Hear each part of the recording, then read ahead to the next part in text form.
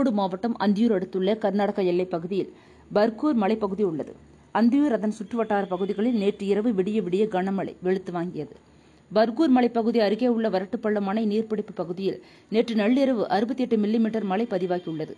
இப்பகுதியில் நேற்று நள்ளிரவு கனமழையின் காரணமாக அந்தியூர் பர்கூர் கொள்ளேகால் மலைப்பாதையில் செட்டிநொடி என்ற இடத்தில் நள்ளிரவு சுமார் 1:30 மணிக்கு நிலச்சரிவு ஏற்பட்டுள்ளது.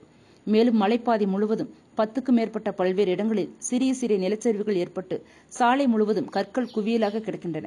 சில இடங்களில் தார் சாலைகள் பெயர்ந்துள்ளது. இதன் காரணமாக நேற்று நள்ளிரவு முதல் போக்குவரத்து தடை செய்யப்பட்டது. இதனால் வரட்டுப்பள்ளம் செக்போஸ்ட் பகுதியில் பர்கூர் மலைப்பகுதியில் செல்வதற்காக வந்த 4 சக்கர மற்றும் கிணறாக வாகனங்கள் நிறுத்தப்பட்டன. கர்நாடகத்திலிருந்து வந்த வாகனங்கள் தாமரைக்கரையில் நிறுத்தப்பட்டன. தகவல் அறிந்து சம்பவ இடத்திற்கு சென்ற நெடுஞ்சாலைத்துறையினர் இன்று காலை 9 மணிக்குள் செட்டிநொடியில் ஏற்பட்ட மண் சரிவை ஜேசிபி இயந்திரத்தின் மூலம் சீரமைத்தனர். மேலும் ஆங்காங்கே ஏற்பட்ட சிறிய அளவிலான மண் சரிவையும் நெடுஞ்சாலைத்துறையினர் சரி செய்து வருகின்றனர். சாலை சீரமைக்கப்பட்டதால் தமிழக கர்நாடகத்திற்கு இடையேயான போக்குவரத்து துவங்கியுள்ளது.